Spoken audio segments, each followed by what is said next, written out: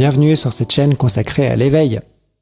Alors là, tu regardes la version YouTube du programme Vers mon éveil. C'est un programme gratuit pour accompagner ceux qui le veulent sur un chemin d'éveil intérieur.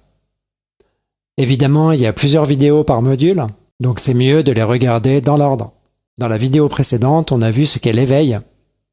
Et là, je te propose d'entrer dans le vif du sujet. On va parler de la nature de l'esprit.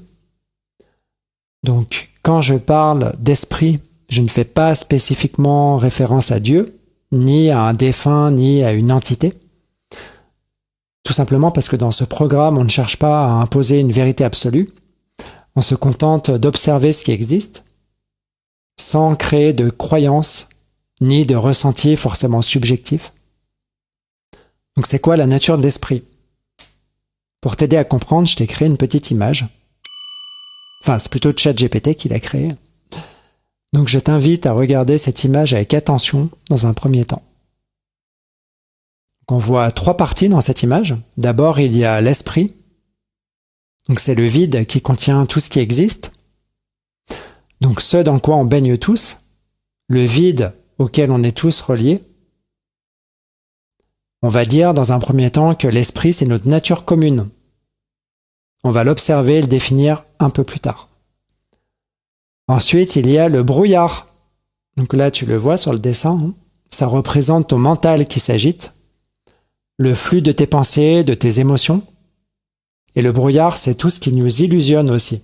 Donc l'ego, l'identification à un moi, nos obsessions, nos croyances et nos ressentis qui sont forcément limités par nos 5 sens. À cause de ce brouillard, on ne peut pas voir la réalité avec les yeux de l'esprit. Donc pour l'instant, retiens ça.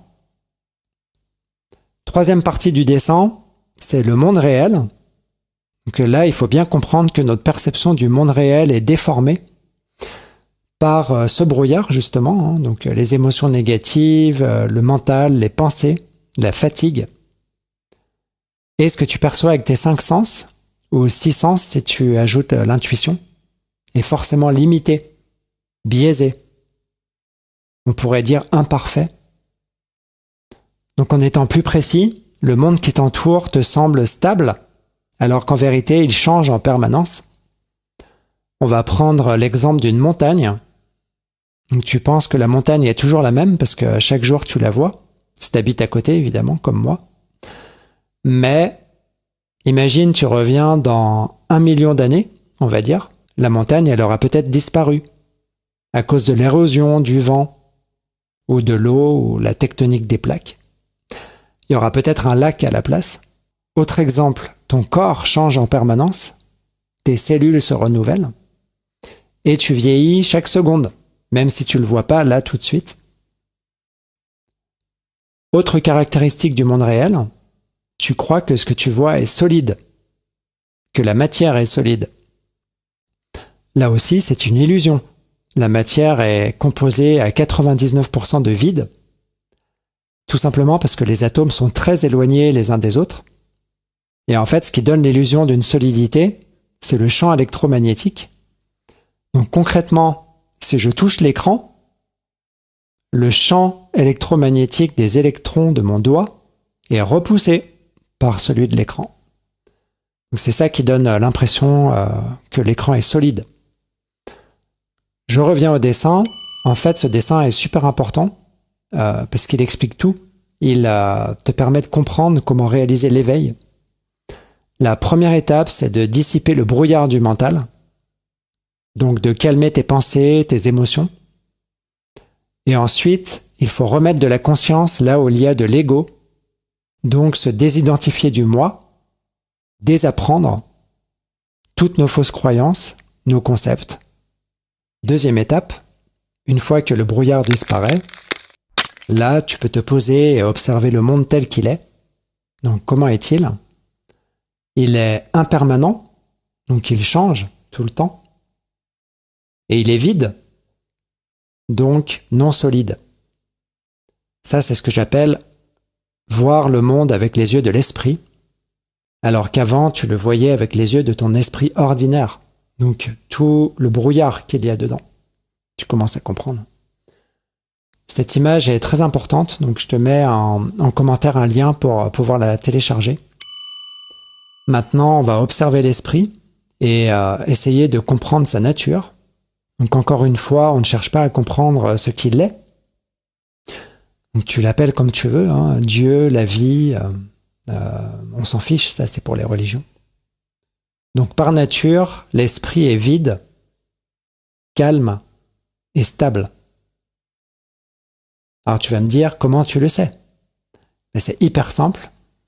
Il suffit de rester assis 10 secondes sans penser à quoi que ce soit et sans volonté d'observer quoi que ce soit.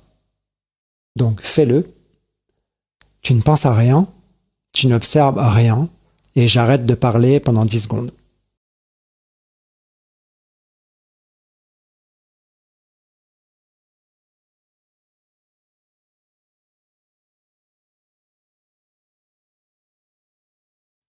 Alors tu vois, pendant ces 10 secondes, ton moi s'est éclipsé. Il a laissé la place à quelque chose de vide, de calme, de stable. C'est ça la nature de l'esprit. Autre constatation, à un niveau spirituel un peu plus haut. Donc pendant 10 secondes, ton identité s'est éclipsée. Tu n'y as plus pensé en fait. Et tu constates que ça ne t'a pas empêché de vivre l'expérience. Donc le fait de ne pas avoir de conscience individuelle pendant 10 secondes ne t'empêche pas de vivre ce que tu as vécu. Alors, je ne sais pas si tu comprends ça, c'est super important. Tu n'es pas obligé d'avoir conscience de toi-même pour vivre l'expérience. Alors on en revient à l'esprit.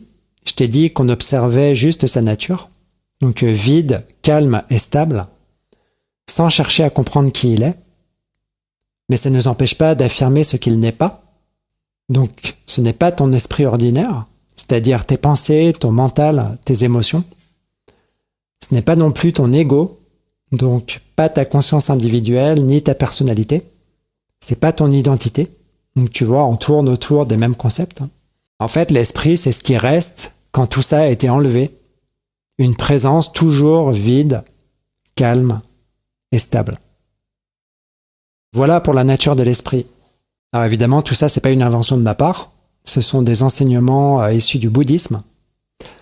Et d'ailleurs, petit détail qui t'a peut-être échappé, sur la colline, si tu regardes l'image, on peut voir des dieux en haut. Selon les croyances bouddhistes, les dieux que nous prions tous les jours sont comme nous. Ils finissent par mourir à une certaine échelle de temps, bien plus grande que la nôtre évidemment. Du coup, c'est pour ça qu'ils font partie du monde réel, dans le dessin. Allez, dans la prochaine vidéo, on parle du vide, donc une des qualités de la nature de l'esprit. Et plus exactement, on va apprendre à accueillir le vide en soi. Oublie pas de t'abonner.